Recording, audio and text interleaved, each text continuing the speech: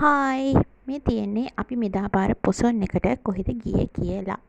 අපි දෙන්නට යන්න ලොකු අයිඩියා එකක් තිබ්බෙත් නෑ. හැබැයි අපි උදෙන්ම ඇඳුමක් දාගෙන දන්සල් කන්න ඕන කියලා පිටත් වුණා.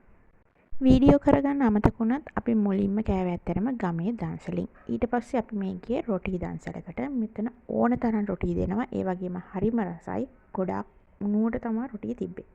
මේ ඉන්නේ දන්සල් වඳින්න ගිය අපිට ඉතින් දන්සල් වල පෝලිමේ ඉන්නකොට කෑම එක අතට ආවට පස්සේ අපිට වීඩියෝ කරගන්න ඇත්තටම අමතක වුණා. මේ තියෙන්නේ අපි ගිය අයිස්ක්‍රීම් දන්සලක්. මේක තිබුණේ නැති වෙච්ච මල්ලි කෙනෙක්ට පින් පිණිස. ඉතින් ගොඩාක් රස අයිස්ක්‍රීම් ගොඩාක් අපිට හම්බුණා. ඒ කියන්නේ ෆ්ලේවර්ස් ගොඩාක් තිබ්බා. ඒ වගේම තමයි ඕන තරම් අපිට දෙනවා.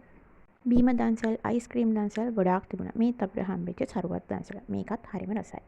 තම්නේල් එකේ දැක්කා වගේ මේ තියෙන ඇත්තටම අපි දන්සල් කන්න ගියාට අපි දුන්න දන්සල. මේක අපි දුන්නා කිව්වට ඇත්තටම දුන්නේ ගෙහානිලා තමයි.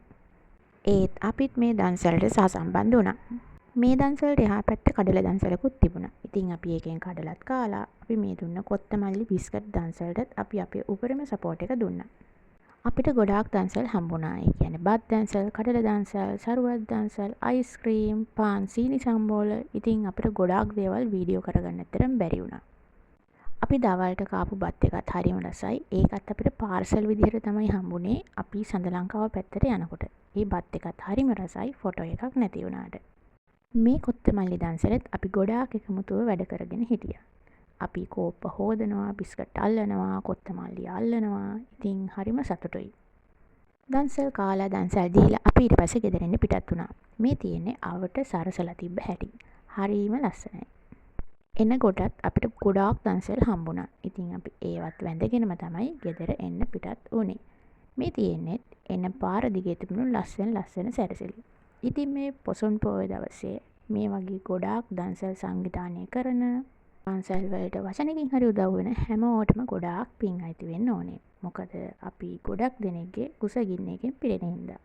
ඉතින් මේ විදිහට දාන පාරමිතාවත් පුරාගෙන ගෙදර එන ගමන් මේ වගේ සැරසිලිත් බල අපි පිටත් වුණේ ආයෙම අපේ ගමේ තියෙන ලස්සන කූඩුවක් බලන්න යන්න. මේ කූඩුවත් හරිම ලස්සනයි. ගොඩාක් මහන්සිලා තමයි මේ කූඩුවත් හදලා තිබුණේ. ලස්සන කැටයන් කපලා හරිම ලස්සන විදිහට තමයි මේක තිබුණේ. ඒ වගේම තමයි මෙතන උදේ පාන් සීනි සම්බෝල දන්සලකුත් තිබුණා.